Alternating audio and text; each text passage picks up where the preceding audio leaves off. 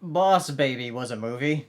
I don't really understand how DreamWorks decides to come up with a movie. They seem to like just take children's books and say like, this is a weird children's book, let's make it a movie. They did it with Home, they're doing it with Boss Baby, and they're doing it with Captain Underpants later this year, though that actually looks like it might have some potential just because of the art style. This movie stars Alec Baldwin as a baby, and babies in this movie apparently are made up in heaven or in the clouds or something, and if they laugh, they are sent to a family. If they don't laugh, they're sent to marketing. The movie, however, is narrated by the 7-year-old kid who is an adult narrating, but the kid has the voice of a kid, so that's fine. I actually do like the design of the kid. Maybe that's just because he has sort of my hair swoosh.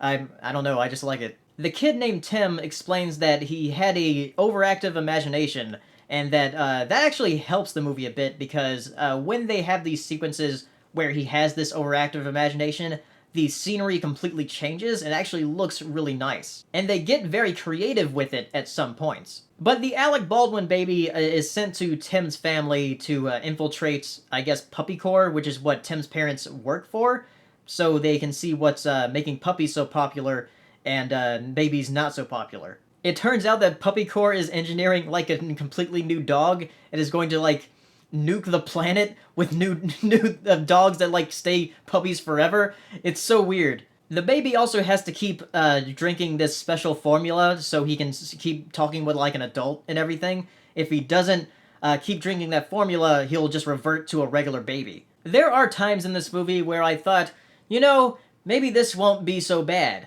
And then there are other times where I was like, I'm gonna forget this in like a couple months. It's definitely not the worst DreamWorks movie I've seen, but it's definitely on the lower half. I maybe chuckled about twice throughout the entire movie, and I thought some of the imagination sequences were pretty interesting, but other than that, this is a very forgettable movie. I'm trying to remember things I had complaints about, but I don't really remember it. The couple of things that did make me chuckle, like the Wizzy, the alarm clock wizard, which is basically Gandalf, and there's another thing with this Elvis joke when going to Vegas. They had to get to Vegas and they just had to follow like these bunch of these Elvis impersonators. That was pretty funny. But other than that, it's just fine.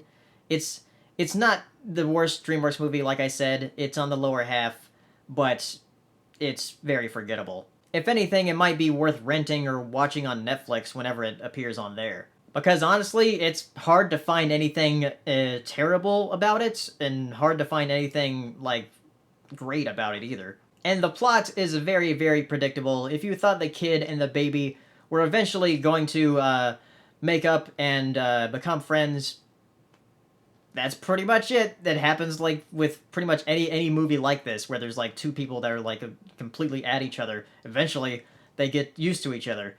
So, yeah. Very, very predictable plot, too. I do like that they used an actual kid for the voice of Tim, rather than using adult voices for kids, like they're doing in Captain Underpants. They just don't seem to fit to me. So if you have seen Boss Baby, tell me what you thought down in the comments, and I'll see you next time. Bye.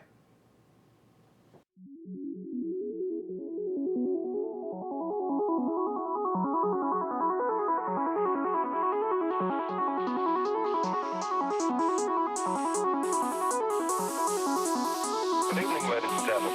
Well, by now we're getting a bit used to winter. We're like soldiers in the middle of a campaign, growing hardened to discomfort and better able to take